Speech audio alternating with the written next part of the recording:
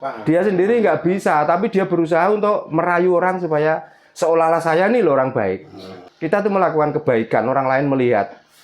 Orang itu penasaran. Gimana tahu orang ini kok melakukan hal seperti itu? Nah, dari situlah barulah kita itu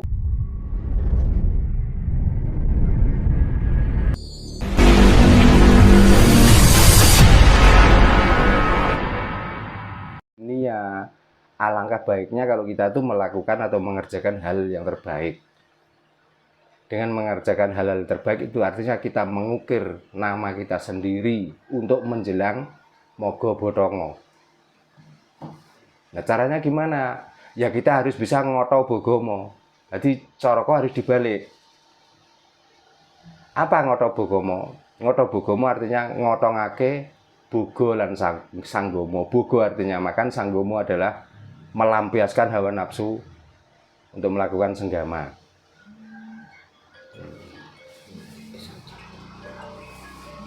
Seperti ngalon-ngalon. Oh iya. Duh, bukan begitu maksudnya. Bukan, beda.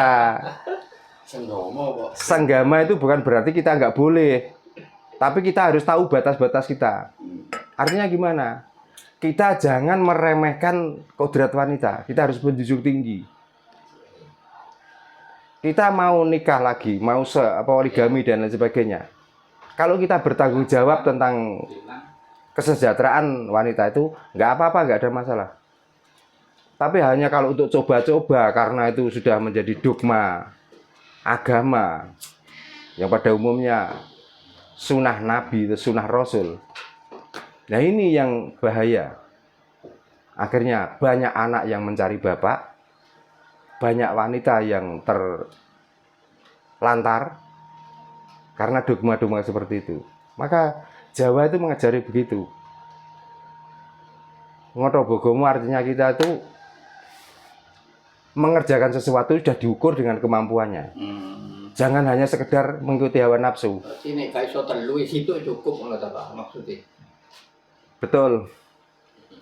Tapi kalau bisa 3, 4, 5, 6 semuanya sama dan bisa, ya itu tadi, bisa mensejahterakan semua, ya nggak ada masalah.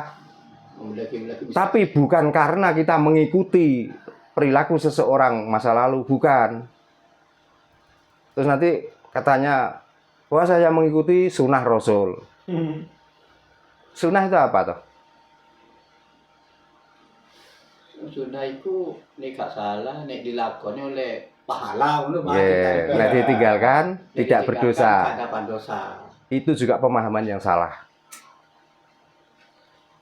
Sunnah itu bagi saya kebiasaan seseorang melakukan itu namanya sunnah. Jadi kita nggak boleh mengikuti kebiasaan orang lain kalau kita nggak mampu. Itu baru namanya sunnah. Kalau diartikan dilakukan tidak dosa, dilakukan tidak berdosa, ditinggalkan mendapatkan pahala.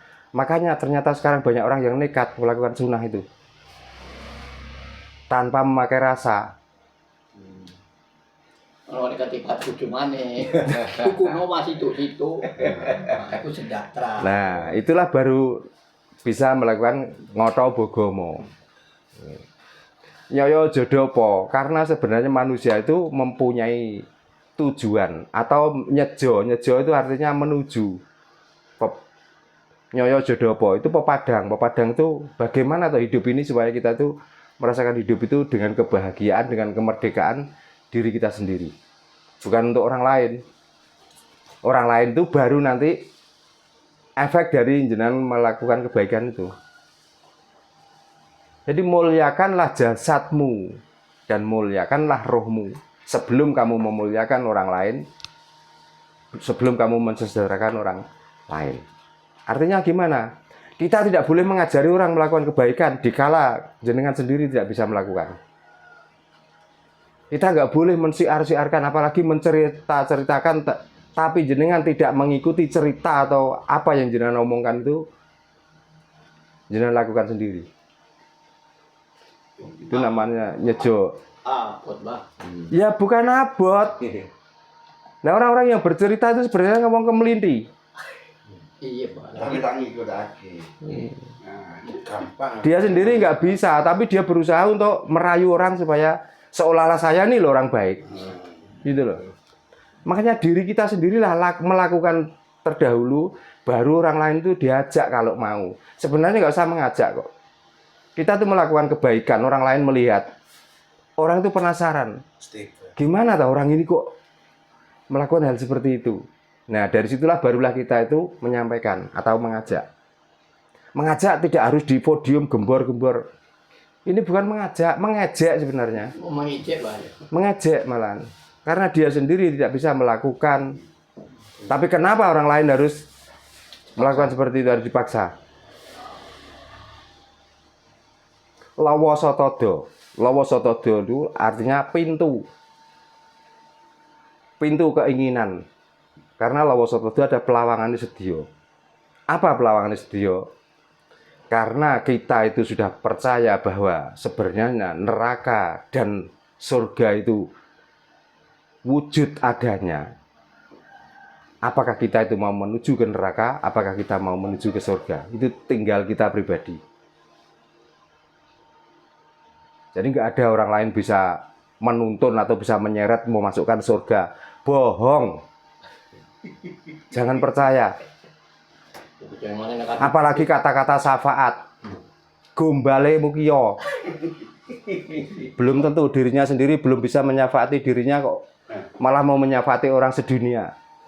Iki nek gak wong ngipi atau wong lindur gak mungkin. Syafaat itu apa, Pak? Syafaat.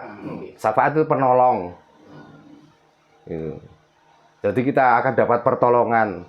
Iya, kalau kita itu di dunia ada urusan terus kita minta bantuan polisi itu pun bayar kok.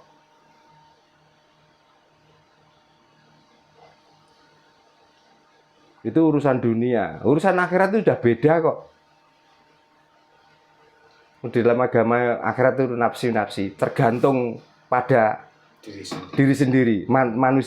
Manusia itu sendiri kok, bukan karena siapa-siapa kok. Makanya mau cucunya jenderal, mau cucunya bupati, mau cucunya gubernur, dikala perilakunya tidak baik, dia tidak akan bisa mendapatkan syafaat dan tidak bisa mendapatkan keselamatan.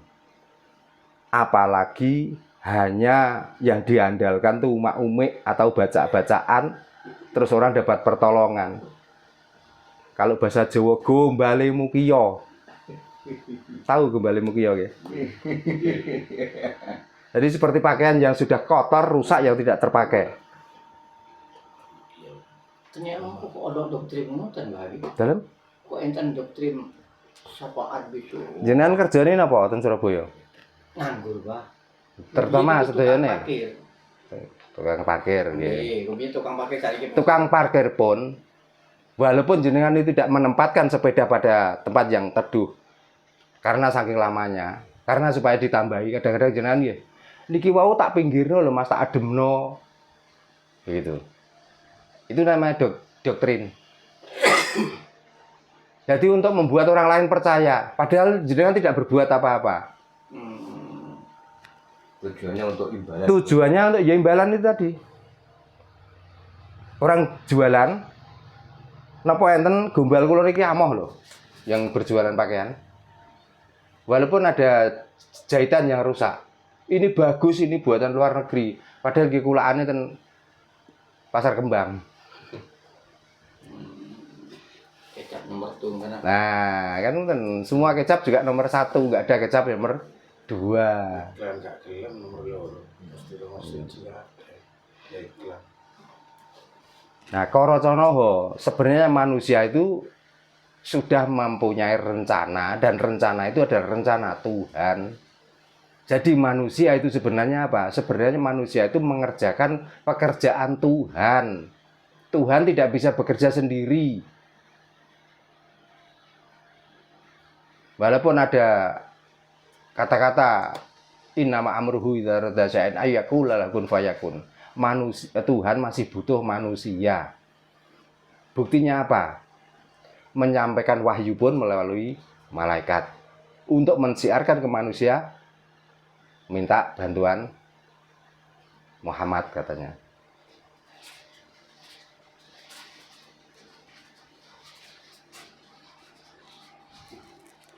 Jadi manusia hidup adalah pekerjaan Tuhan.